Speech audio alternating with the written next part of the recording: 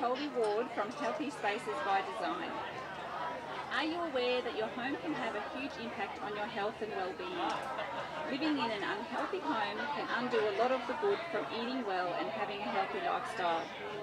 It's important to be aware and learn how our homes and environments affect our health. Amanda from Healthy Spaces by Design helps people create more healthier, naturally beautiful, sustainable and harmonious homes and workplaces. She is an architect that integrates modern feng shui, healthy home and low-tox living principles to create more holistic homes around the scenic rim. This can be through holistic home audits, which investigate if your house is contributing to any health and or sleep issues for your family, space clearings, geopathic stress clearings, through to renovations and or creating a new healthy home. She also specialises in creating modern hemp homes and is currently designing and building the first hemp home on Tamborine Mountain with her husband and 3 kids. Building on the theme of stress, Amanda will share the top 5 hidden stresses in our homes that affect our health and well-being and how we can clear these.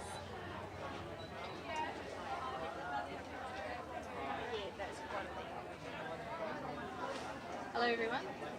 I forgot that was my intro, so I had that intro again, so I'll cut to the chase with what we're doing today. So basically I do a lot of work in investigating homes to see whether, basically building on my background as an architect and feng shui and low tox living, and finding if there are specific problems to do with your health and well-being related to your home. So a lot of us understand we eat well, we exercise, but then if we come home to an unhealthy home, we basically undo a lot of the good. So it's really a lot of people come from it from the side of having addressed things with nutrition and food, but continue to have issues come up because you're again going back to an environment that's bringing these things out. So yeah, today I thought I may as well I would share with you 5 of the top stresses I've noticed in homes that I go through, and help give you some tips on being aware of these and what you can do about them. So the first one is clutter. So with the current movement on Marie Kondo and the minimalist side of things, have you guys all heard of those sorts of things? Yeah. So really clutter can't be underestimated as how big a powerful change it can make in your home. It sounds really simple and I'll get to it one day kind of thing, but it really does impact your life. When you think of your home, is there an area of your home that you go, oh my god, yes, there's this like area in the garage, I'm going to get to it one day, or I walk past this every day, it's at my front door and yeah, I'll get to it, I'll do it. And when you look at how much we spend of our time thinking about these things, it really creates negative energy. We think about it and you count up how many times a day you might actually, it's in your head. So sometimes it can take less time to actually just put an action plan together and actually just go and clear the clutter. So yeah, that's a big element. The location of the clutter is another one in your home.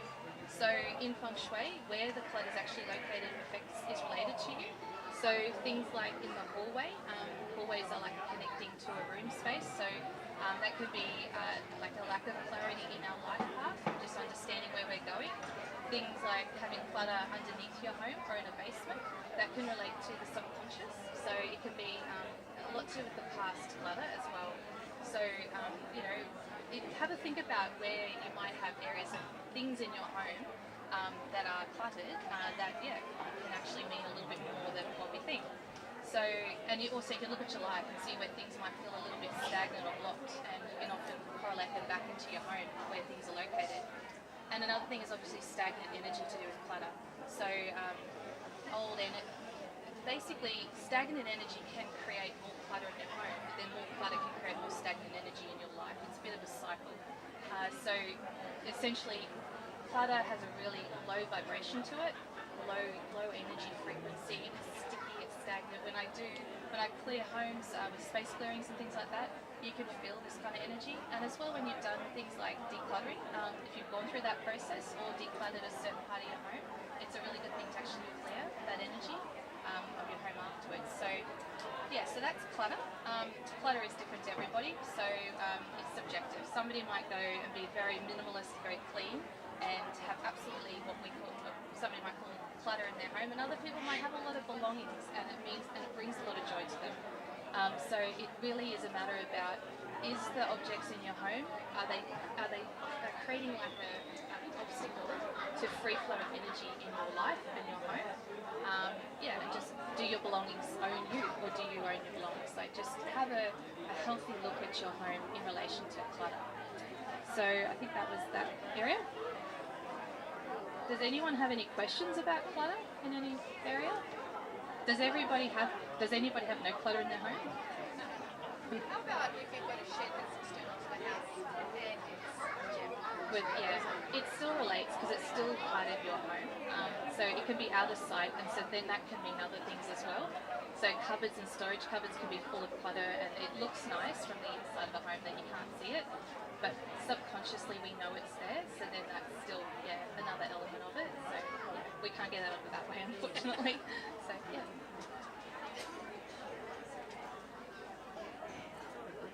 Other people that have clutter, lead by example. It's probably the best thing you can do. You can't force anyone to do anything. And if you clean up for somebody and they have that energy that they're going to just kind of recreate that, it's not going to be solved that way either.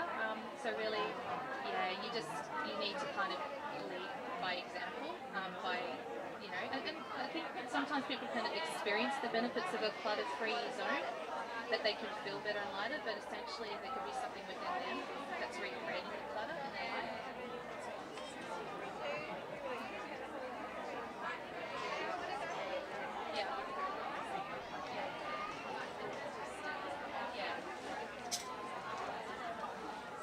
So it's in another room, and it's not, look, you don't see it every day, but you know it's there. Yeah, and that's where subconsciously we still... What did you say, sorry? I did a workshop last year, like just a free 30-day online workshop where you can learn how to clear the clutter in your home, just to literally get people started. I did a little Facebook group with it, and I've got a couple of videos on that as well. So if you go to my website, there's links to that, and there's a free workbook that you can get in touch with to get as well. It's a process that I really do feel subconsciously, you know it's there, and it's still affecting you. So it's important, and even if you just literally took an element of that room, like it might be going through one part of it, it's the momentum of starting to go through the clutter. But it really does affect you. If you clear just a little area, it's less overwhelming than trying to do like the whole house. So So that's clutter. It doesn't make you feel very good, obviously. There's a whole list of things about that, but I think we'll move on. So decluttering is obviously a really good step to deal with clutter. So number 2, negative energy and emotions and spirits in your home.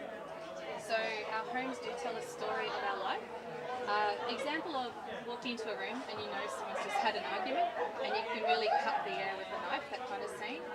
So negative energy stays in the environment. So positive energy on the other side is uplifting, it's ever expansive. So it's got a very light, free-flowing, harmonious feeling about it. So negative energy in your home, it feels heavy, like we were just saying with the clutter. It's low energy, it's just sticky and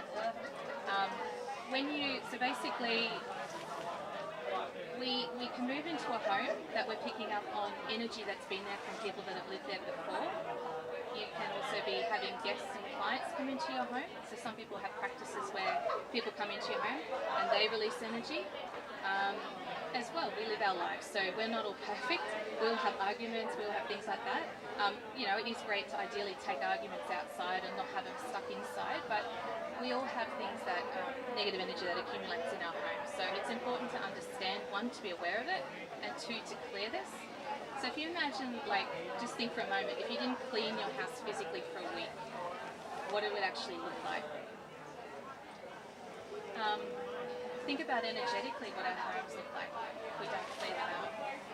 So even though we might not physically see it, and depending on our different intuitive abilities, which we all have, we feel these things, and we constantly are putting our bodies, so we are all energy, all energetic beings, everything is energy. We are putting our bodies into these negative energy environments daily. and so then we're picking up on them, and often we can reenact them in our lives. So it's good to know what's actually in your home.